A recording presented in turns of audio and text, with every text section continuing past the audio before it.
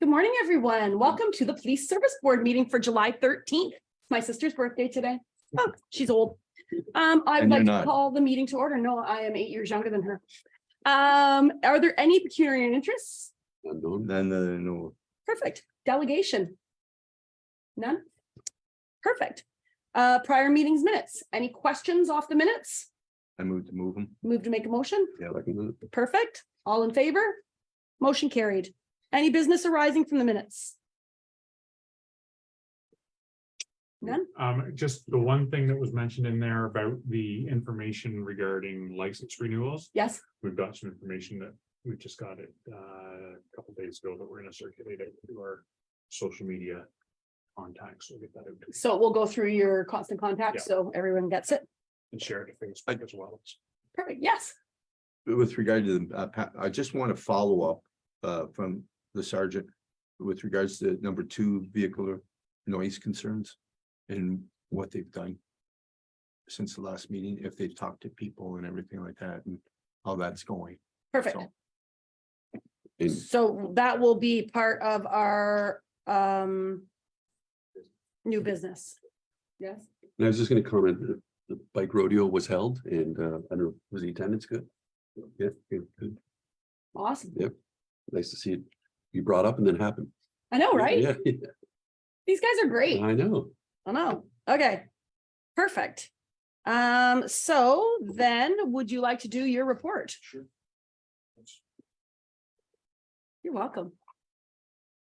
Thanks for coming in on your day off. You work night shift. Yeah, nice. Oh, You were old in do you want my coffee? No, I'm good. I already had a couple. I can fix you an espresso. That's good, yeah. Well, good morning. Just going over the report. So, I guess the most noteworthy things to mention, there's a lot of community events going on. So, there was the Canada Day thing in the park, recently, which was really good. There's a huge turnout. Lots of officers attended as well, but, and I think at one point there was a missing child, so it really worked out. It was dealt with like within minutes, right? So it was just really good.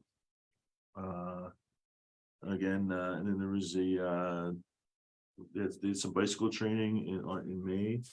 There's 15 or 16 officers trained on the bicycles. And just going over the calls for service. So in May, as part of that, there was quite a lot of proactive work done, which is good to see. As well as the ongoing focus patrol set up. There's the one on St. Clair, there's one in the Victoria Alfred area always going on. So they're focusing not just with the cruiser, they're focusing on foot, bicycles, and walking and talking to people. There's a real big push on for that right now. So 15.5 hours was bicycle patrol for May alone. And then another 15.75 for foot patrol. And as well as ongoing school patrol during that time. And then marine patrol is every day right now during the summer until the fall. And part of the marine patrol, they're also walking in the marina, like dock walks, like talking to people, making sure they have their safety equipment before they're getting on their boat and going in the water or going out in the water. Becoming proactive with them before they get in the water. A lot, yeah. And then moving to June, same thing, quite a few cruiser patrol hours, marine patrol, there's 26 dedicated hours for that. Bicycle patrol again there's a lot of that done. It's it says 2, but I think there was 6 dedicated hours. And foot patrol, there's 28 hours.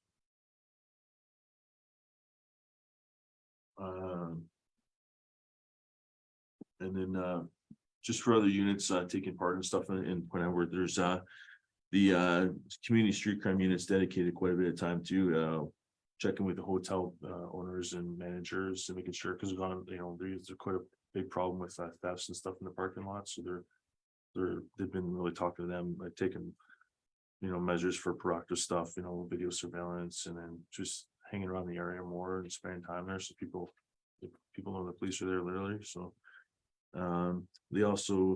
there's a few members from that unit that worked during the the Border Fest events, so just for extra eyes on ground for people that might hang around the area for just to see see the show and stuff like that, which there was no problems as well.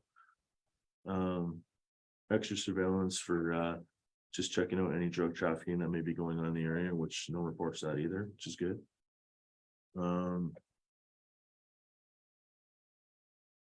The crime, it was there was a couple reports of the couple sexual assault occurrences that they're working on. Same thing with frauds and identity thefts, which there's been a couple media releases about that, or just great awareness that'll keep on continuing too.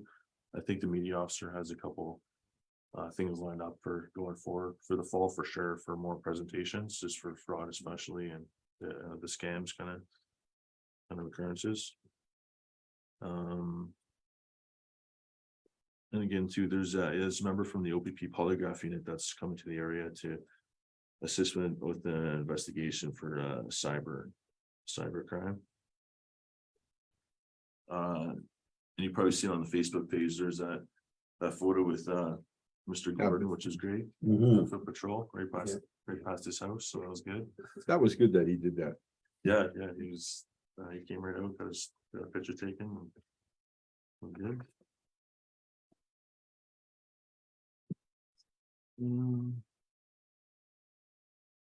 Yeah, that pretty much wraps it up, but like I said, there's been a real push on Rocket stuff and getting on talking to people. It was amazing to see all of you guys down at the Canada Day and the Yeah, kids going in and out of the cars and everything that you guys had. That was really that good. worked out good, yeah. Yeah. It really wins them over too. Well, it does. And that's the point, right? That everyone needs to, like, people get so mad at the police, and the police are here to help. And so the more that we can teach people that the police aren't bad people, that they're good people and that they're friendly and that they're your friends and they're the ones who need to help you, I think it's better. But that's unfortunately, that's the narrative that media chooses to use right now. That distrustful, that harmful police officer, which is the furthest thing from the truth, because the first thing, when something goes wrong, the first thing they do is they call the officer. So that was great. Thank you. Mhm. There are 3 issues that I would like to bring up. The one, the loud vehicles that we had talked about the last meeting, 2 highway issues, and 3, just the stabbing at Canaterra Park, which I know isn't you guys, but I just want to talk about knives and weapons if it's an issue or whatever. I don't know. So do we want to loud vehicles? We had a request before from the vehicles that were going up and down the streets, and you guys were going to look at doing stops or checking them out when you saw them. Has there been any update? Yeah, so that pretty much right from then on, and all as part of the foot patrol, bike patrol, and then the focus patrol set up on the road that goes to the park. So that's kind of like the known path for those cars would travel that way before, because the incline, not so much anymore because the speed bump, but I mean, but even they made a lot of contacts at the park, just talking to, going over things, requirements and rules with exhaust and noise and lights and stuff like that. So that's been happening. Every time they're on. Yeah, I saw you guys out in front of our house stopping cars. I live on the road that goes into Canaterra. And you guys were set up there the other night for, I'm gonna say about an hour. Yeah. Pulling vehicles over. Yeah. So, Good. okay. Perfect. Mhm. The highway issues with regards to, it seems right now, because the bridge is having their shutdown and what they're doing, that the transport trucks are taking that inside lane and they're stopping, and there's times that the trucks are backed up past Moldland Road. So basically that local lane can't be accessed right from Moldland Road. So you have to cut out onto the highway, go past the trucks, and then cut back in to get onto the local road. And it's dangerous because the trucks block the highway. And so the people coming on the ramps and trying to get off the ramp have sometimes only, 10 feet to squeeze through a transport truck to get through. Is there anything that's being done or anything that whatever, because it is a danger for the vehicles cutting in and Yeah, out? for sure it is. There's honestly, there's calls every day about that, traffic complaints, and same kind of exactly the same, the way you explained it every day. And we have officers like at our shift briefings, we'll go over that every day with our shifts. And say, like, there'll be officers that'll head right there and make patrols, not just from the Point Everett area, but people from the traffic unit will go there. And there's a couple of charges they can lay. One is like the improper use of the border approach lane. So they'll lay that, they'll just, if they're in that, in our lane, inside lane for local traffic only, they'll just go like truck to truck to truck and just, they'll all get a ticket. Because that's the other thing I noticed, that little lane that's off of the Front Street ramp, there's always trucks in the local lane. Yeah. So. Yes, If I can expand on that, the other night, so it appears some truckers get off the highway, think they can get on at Front Street, and then meander their way through the village trying to find how to get on the bridge. And just the other night, we saw one come across front, it was like 11 o'clock at night. Turn left onto Michigan, and then coming up Alexander past my house, trying to find his way to the village. What are we doing about those trucks that are bypassing no truck signs? And Yeah, same thing, yeah, if at the time, if that's called in, if someone can get some identifiable markers, so we can follow it up, I mean, we could. Locate them and speak to them, or if we get them at the time, we could lay a charge for that too. okay, But that's all part of just more officers spending more time in the 402 and like I said, traffic officers coming in and just making sure. It was a problem even before the bridge construction. Yes, it was, yeah. It's every day ongoing. And then I don't know if they're just not paying attention, right? I mean, they'll get to almost to the bridge and then, oh, there's a line, and they'll move over. Yeah. To keep going, and then they're all in the local lane, and then I went down to the one day myself and sat there and so they could see my lights on, so they stay away, but then. They're in the truck lane, but then they're going to the right to get in the toll lane, because the toll lane was kind of offset from what the lane was. So then it looked like the third and fourth truck was following the first truck, because they were in that one far toll lane, which lines up with that almost.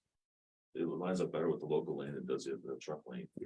So maybe there's. Then it's rodeo cowboy It's after a that. little bit confusing maybe, but I did speak to somebody from the bridge last year.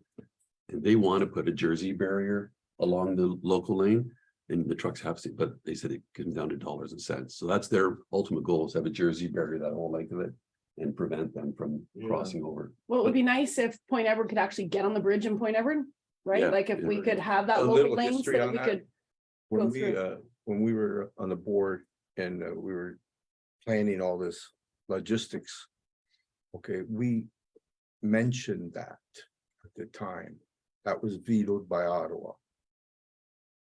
Because I didn't just want to put Jersey barrier, I wanted a separate toll booth Right, for locals.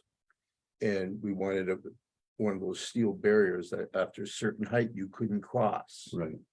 That was vetoed by Ottawa. Okay. It's one of the rare things they vetoed. And that's back in 1994, 5. So do we re-ask? I'd react, I would be a pain. So I do have a suggestion for the highway thing. And again, I don't know, I know I was talking to you guys ahead. I just don't know who to send it to. So MTO, Bob Bailey.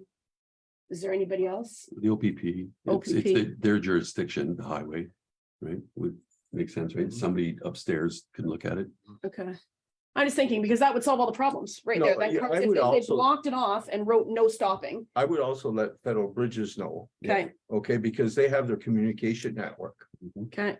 And you might as well copy Sarnia Police as well, because they're directly involved in all the trucks that leave the highway. And then come up Exmo Street and Michigan and the like. I think it's important because we're live. I think we should repeat what the sergeant said about if there's an unwanted or unknown truck in your area, for you to get markings of the name of the company, if you can get a license plate number, if you can get the number on the bottom right-hand corner, left-hand corner of the truck number or the back tailgate, a picture of it. I think they should know. That way they can track them down and find them accordingly. yeah, absolutely. And so when people are doing that, they should call star OPP on their cell phone. That's the number to call, star. Okay, so OPP. that's star OPP and that's it. But I think we should repeat that so they know. It's something I did once was I was following one who was. And I called on the back and said, XYZ. or said, am I a safe driver? If not, call this number. So I called it and got there. The trucking company's safety compliance department, who were quite interested in my story. And I'm sure their dealings with their driver would be almost as severe as the Very police good. officer, right? Very good. Because it would go into his record. They were mortified that he was driving all over town. Knowing he shouldn't, and they probably have safety briefings with him before they leave. when you get to Sarnia, you know, so I thought that was a good way to go right to and affect his employments. Yeah, for sure. And then the only other thing I want to talk about was violence. Are knives and guns becoming a lot more prevalent?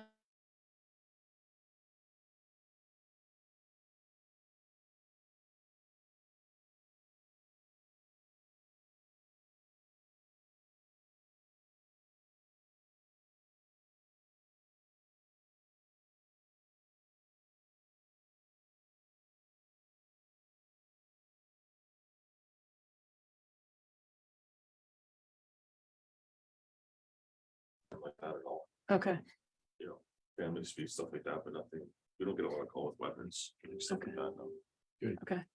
perfect. Okay, those are all my questions. Yes, anybody else? Greg? I just have one. Yes. So, Sarge, the village completed a pretty comprehensive traffic study by Paradigm.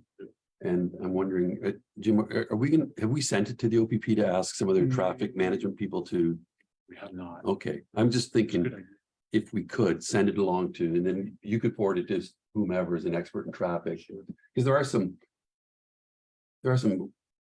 significant changes or proposed changes that it'd be neat to get feedback from the other frontline officers or people who study traffic flow and traffic.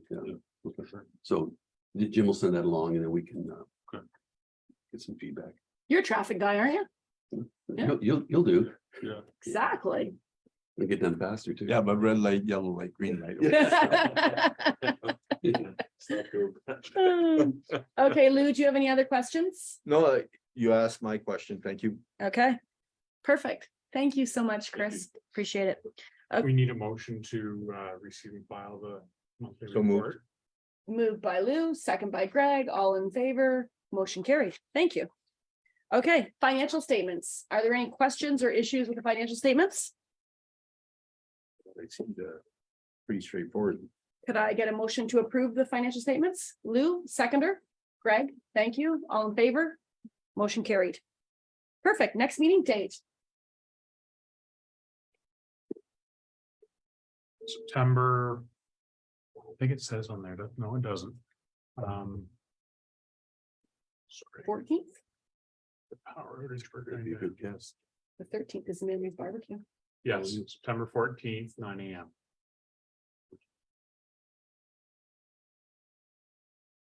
Let the police who are on the 13th know we're having our barbecue at Manly's on the 13th and they can come have a free lunch.